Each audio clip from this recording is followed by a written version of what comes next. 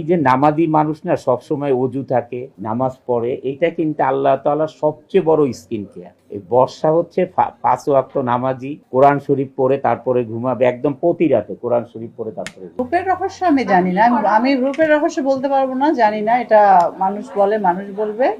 But আলহামদুলিল্লাহ যতটুকু আছে ঠিক আছে। তবে আমার কাছে যেটা মনে হয় কি, যে মানুষের বয়স যত বাড়তে থাকে না, তত দায়িত্ব তত কাঁধে এসে পড়ে।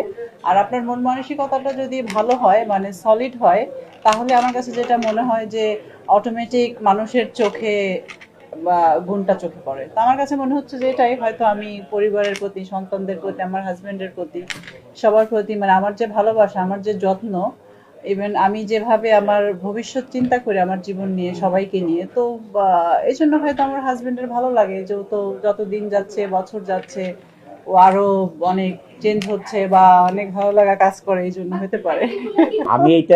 আমি একজনকে উদাহরণ দিয়ে বলি। আমি আগে এই খিদে লাগছে ব্যাংকিং সবার। করতাম হচ্ছে উত্তরা ব্যাংক। উত্তরা ব্যাংকের একজন ডিজিএম ছিলেন। তো উনি দেখতে শ্যামলা ছিলেন, কিন্তু নামাজি মানুষ। তো উনি যখন রিটায়ার্ড হন, ওনার সাথে আমার দেখা হয়েছে মিনিমাম 15 ইয়ার্স পরে। তো উনি রিটায়ার্ড হয়ে আমাকে প্রথমে ফোন করেছেন যে, অনন্ত ভাই, আপনি তো 15 বছর আগে বলেছিলেন যে কখনো রিটায়ার্ড হওয়ার পরে আপনার ইন্ডাস্ট্রিতে আমাকে চলে আসতে। তা আমি তো রিটায়ার্ড হলাম, আপনি কি চান এখন আমি চলে আসি? তা আমি বলছি অবশ্যই। তখন ওনাকে আমি ডিএমডি হিসাবে আমাদের কোম্পানিতে নিয়ে আসি। উনি যখন আমাদের ফ্যাক্টরিতে আসছে, আমি ওনাকে চিনি নাই। কেন চিনি নাই?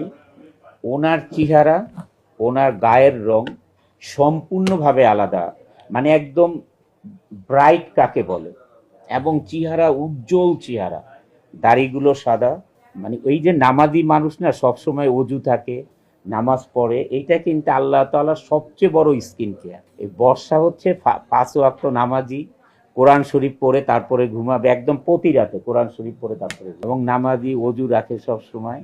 এইটা হচ্ছে মূল কারণ ওর স্কিন কেয়ার। আসলে ও আলাদা কোনো স্কিন কেয়ার করে না।